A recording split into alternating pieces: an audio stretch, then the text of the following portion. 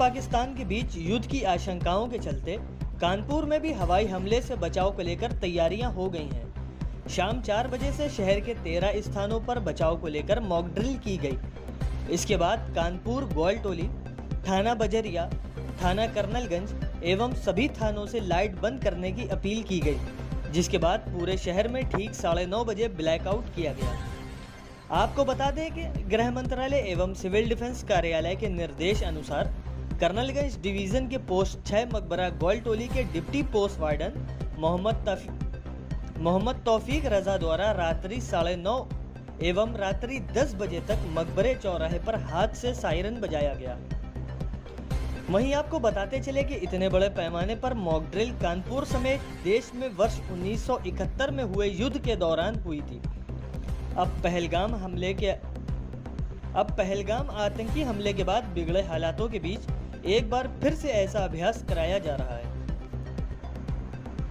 बीच में आज जैसे कि आप जानते हैं पूरे भारतवर्ष में और उत्तर प्रदेश में भी किस प्रकार से रेड अलर्ट जारी किया गया, उसी को लेके आपात स्थितियों के लिए एक मॉक ड्रिल आयोजित किया गया, जिसका मल्टीपर्पज़ अवेयरनेस का और उसके अलावा तैयारी का हमारा वो था स्कोप, जिसमें सभी प्रशासनिक, पुलिस, मेडिकल, फायर की, एडमिनिस्ट्रेशन की, डिज़ास्टर की रिस्पांस की टीमें सारी सम्मिलित थी। इसके अलावा हमारे जो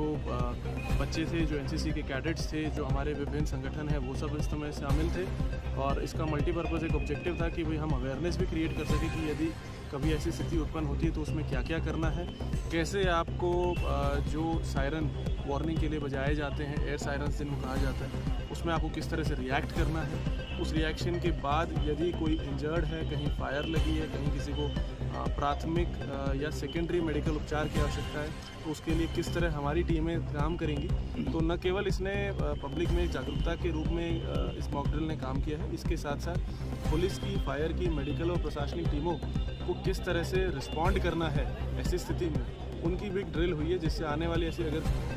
कभी ऐसी स्थिति उत्पन्न होती है तो हम लोग संपूर्ण रूप से पीलीभीत पुलिस और प्रशासन उस चीज़ के लिए तैयार रहे। तो ये इस चीज़ के लिए आज इस तरह की नेपाल सीमा सटी हुई है, ऐसे में क्या बरतिया रही है? देखिए, नेपाल बॉर्डर पे जैसा कि आप लोग देख रहे हैं, जनपद पीलीभीत में लगातार पिछले 7-8 दिनों से ही हम लोग अलर्टनेस मेंटेन करे हुए हैं।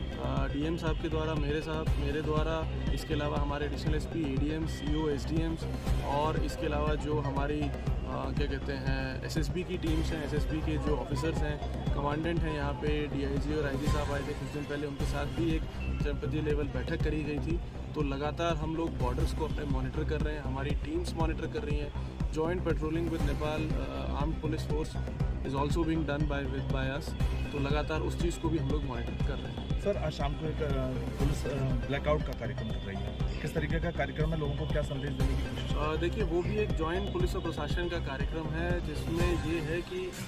अगर ब्लैकआउट की रिक्वायरमेंट कभी किसी आपात स्थिति में पड़ती है तो उसमें क्या किया जाएगा, उसमें क्या प्रोसेसेस रहेंगे, तो उसका भी अवेयरनेस और एक ड्रिल दोनों पर्पज से